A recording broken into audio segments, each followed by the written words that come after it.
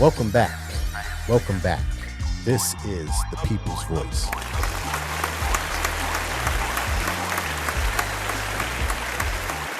I am Trey Evans, and I am the People's Voice. Thank you again for checking out the podcast this week. As always, it is greatly appreciated.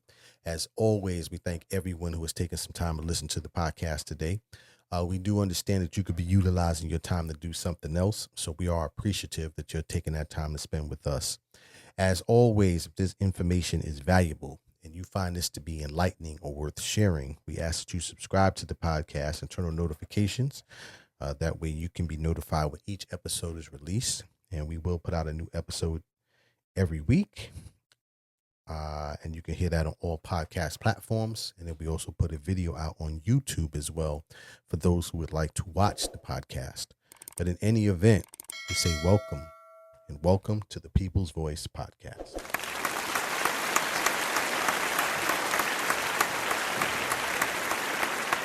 So today, I want to talk about mass incarceration. And specifically, I want to talk about mass incarceration in the state of Maryland. For those who have listened to the podcast for quite some time, you guys know that I've talked about various sections of the mass incarceration problem that we have here in the United States, and it is a problem. It's well documented that the United States incarcerates more people than any other country on planet Earth. But, and I've talked about everything from bail reform to the to the industrial prison complex. But today I want to talk about Maryland in particular, because there was a report that came out probably maybe 2 months ago now that was done by the Maryland,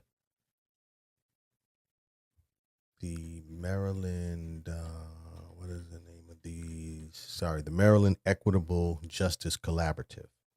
They put out this report, which is called Breaking the 71%, A Path Toward Racial Equity in the Criminal Legal System.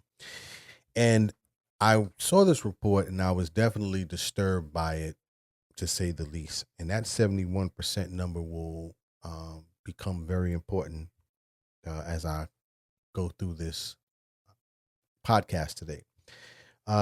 So in this report, what they noted was a number of things. First of all, the report itself was put together, and I'm reading directly from the report. For those who are watching YouTube, you can see this. This report outlines 18 recommendations to address the urgent need for criminal justice reform and reduce racial disparities in Maryland's prisons and jails. Developed through over a year of research, analysis, and collaboration with experts, service providers, and impacted community members, these recommendations provide clear steps for change. The report summarizes key research data, proposed actions to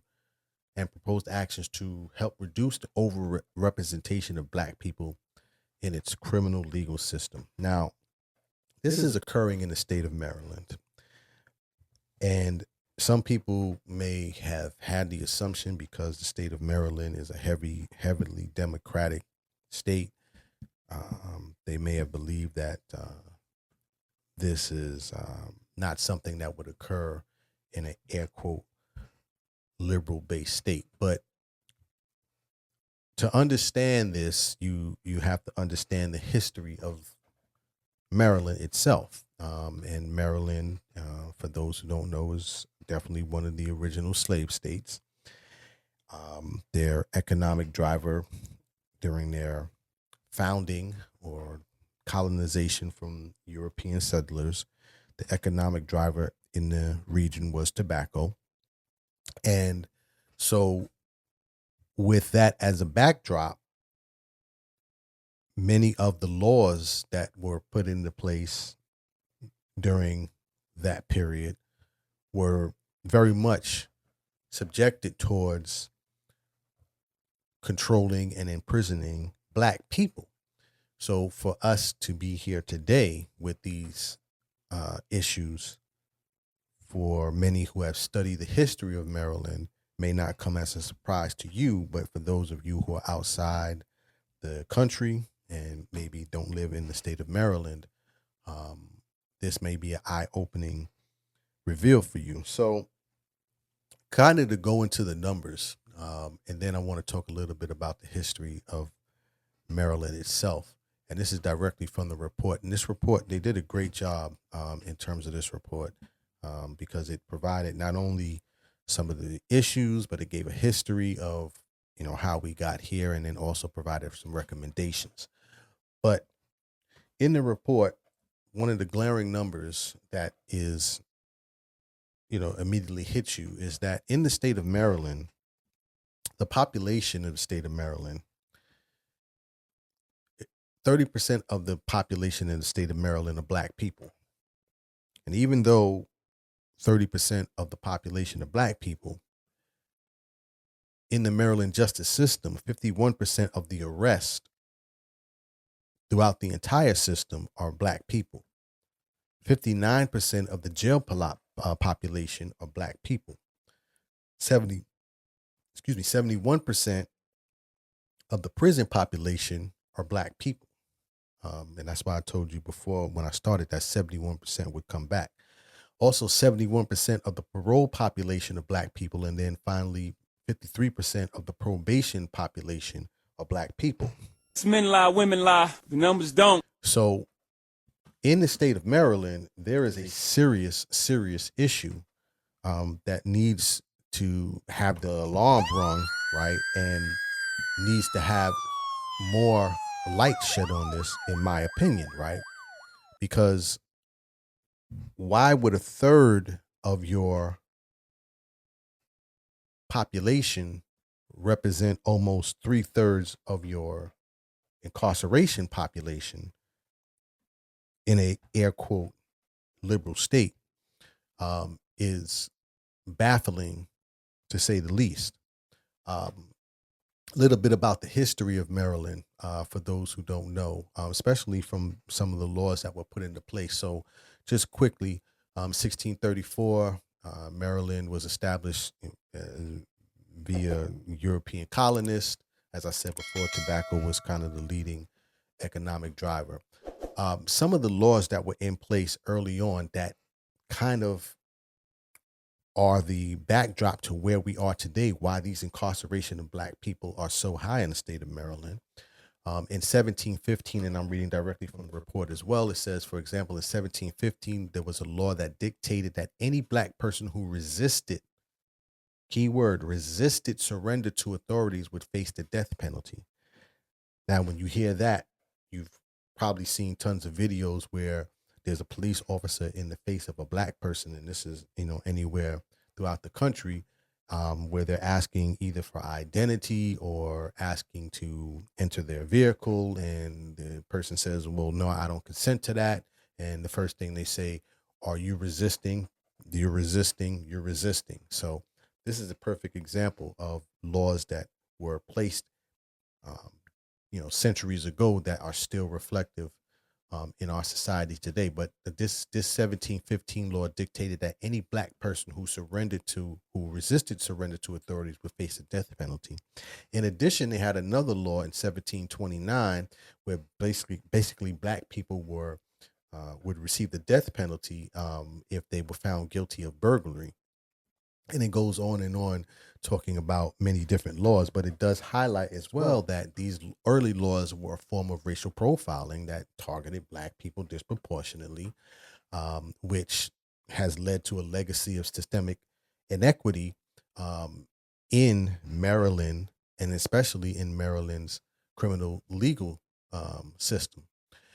In addition, through the abolition of slavery in 1864 in Maryland, many laws were put in place at that time as well to, air quote, try to control and maintain Black people, often because once slavery was abolished, many Black people found themselves unable to obviously generate a living for themselves, because now you have individuals who are no longer required to work, if you will, under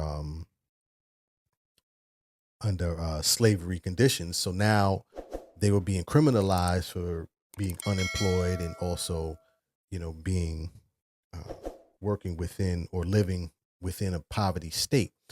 I say all of that to say these interactions and these causes bring us to where we're at today, because going through these numbers, that 71% is reflective of the laws that are in place today that still harass Black people and end up forcing them into these incarcerated populations. I'm reading here from the Prison Policy Initiative from their website, just to give you some quick numbers about how many people are currently locked up in prisons and jails in the state of Maryland. So 32,000 people are behind bars in the state of Maryland. And again, out of those 32,000, 71% of those people are Black people.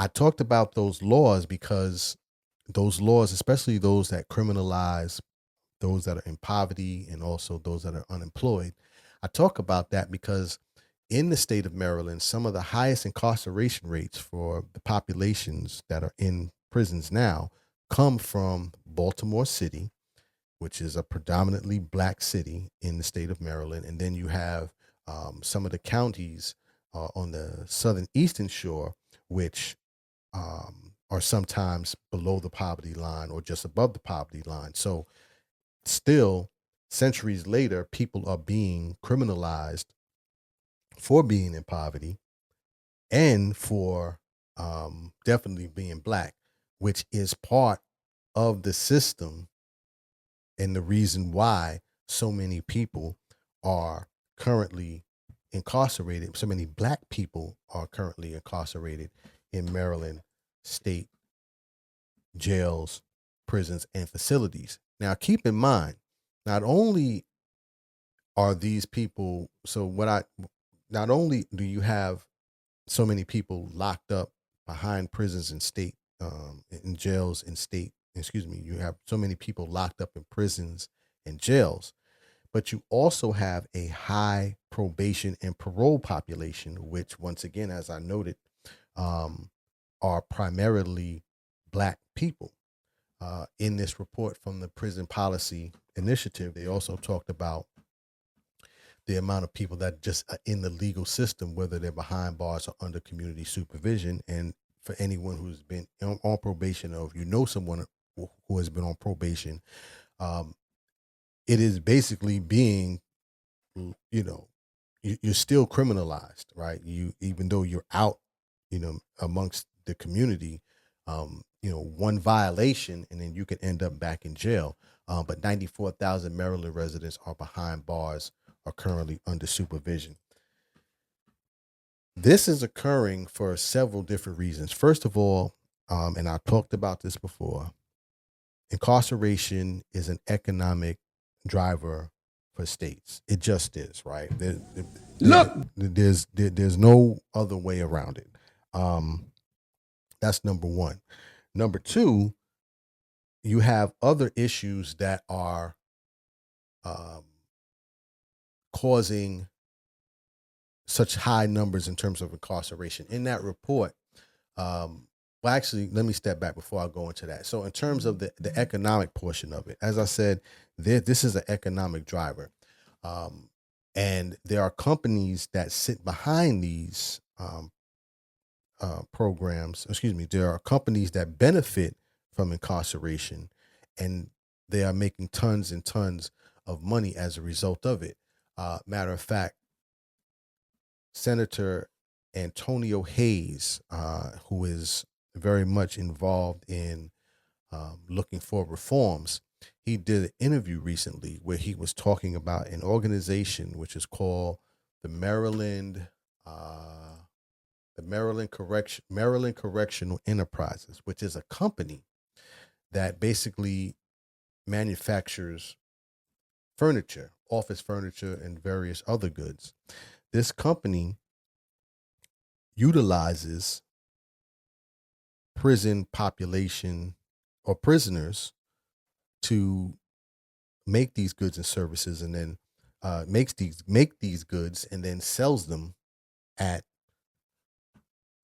market rates. But he talked about this in terms of the disparity, in terms of how much money is being generated to how much the prisoners themselves are being paid. So let me play this real quick, and then I'll talk about some of the recommendations that were made in that report. Now, and I'll close out from there.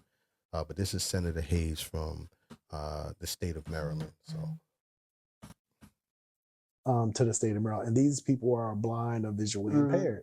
And then you had MCE, right? Which were people who were, incarcerated for whatever reason. And it didn't seem to really fit with the other two that were serving populations of individuals with disabilities. And so then I began to research even more like the existence and how much money they were generating. And I found out here in the state of Maryland, they were generating revenue of upwards of $50-something million a year, whereas the individuals who were incarcerated, the individuals that were doing the work, were getting paid no more than $1.16 a day, right? And so that alarmed me. One, the fact that they had a monopoly because they were eliminating opportunities for other individuals to participate in the economy, right?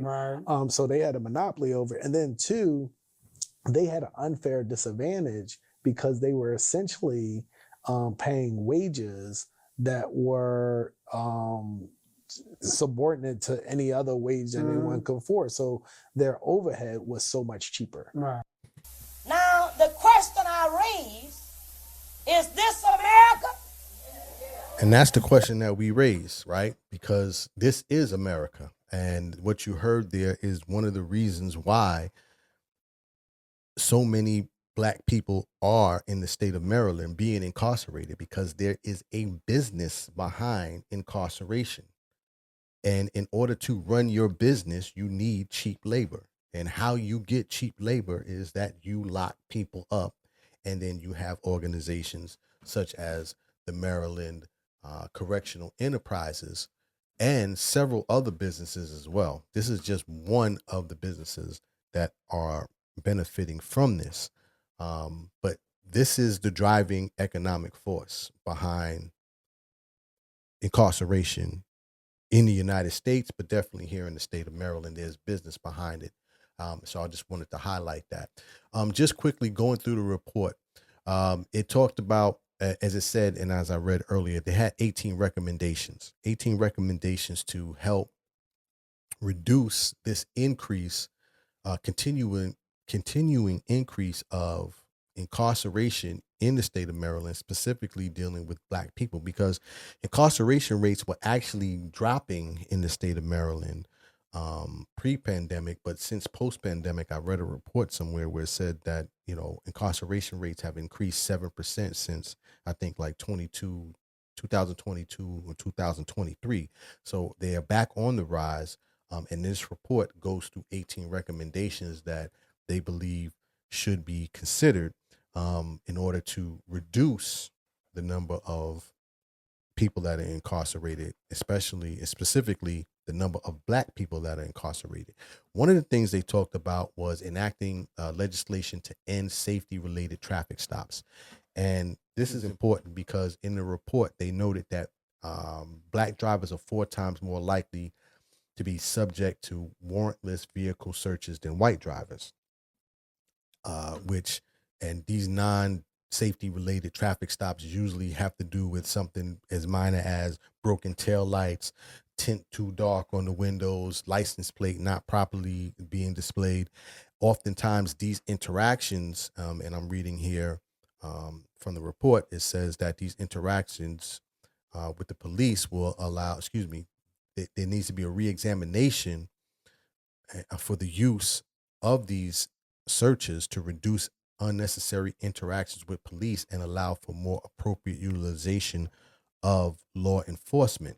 And that's just one of the recommendations. They had another recommendation, which I thought was great as well, which was dealing with the cognitive behavioral factors of police officers in the state of Maryland. And this should be rolled out nationwide, in my opinion, because in the report it notes that police officers deal with not only depression and stress, but also severe bouts of PTSD and other mental issues. Not only do you have that, but then you couple it, you combine it with the fact that the perception that some in law enforcement have regarding Black people. You take those symptoms, and then you also take the perception of dealing with Black people, and oftentimes a unnecessary amount of force is used against Black people, which then goes into, as I was saying earlier, then goes into he or she was resisting arrest, or I felt threatened, and we know over and over what that sounds like and what that's been. So in this report, what they said that one of the recommendations, which is recommendation number 3, they said scale the impact and success of cognitive behavioral theory training programs that mandate that all sworn police officers in Maryland receive the training, which I thought is an excellent recommendation, because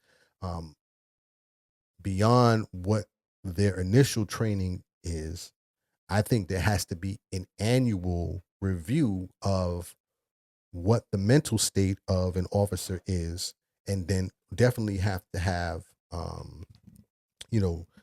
training regarding how to deal with various members of the community, specifically when you're dealing with Black people. But this is a great report. Like I said, it's very detailed. It provides 18 recommendations, 18 causes, and then recommendations as well, that I think that that everyone who is listening to the podcast, if you're interested, I will definitely post this in the video so you can check this out. But listen, the state of Maryland has a serious issue, and that's the bottom line. That's what I wanted to highlight today. So I want to make sure that this information gets out, because again, perception would be that because people love to talk about these democratic states, but these democratic states, many of them act and have policies in place that are very much in line with many of the conservative states. So this needs to be addressed ASAP. And of course, for those who live in the state of Maryland, reach out to your senators, make it known, reach out to your governor. Once again, because the governor's Black doesn't change what's happening to the people themselves. But that is my time for today. Like I said, I wanted to highlight this, and I hope this information has been valuable. If you want to leave a comment, you can reach me at the People's Voice Podcast on Instagram. You could also reach me at I am Trey Evans on all social media platforms, and leave a comment. I'll follow up, and then we'll go from there. But that is my time for today. As always, dreams are not just for sleeping. Please wake up and live your dreams. My name is Trey Evans, the People's Voice. Tell somebody about the dream. Salute.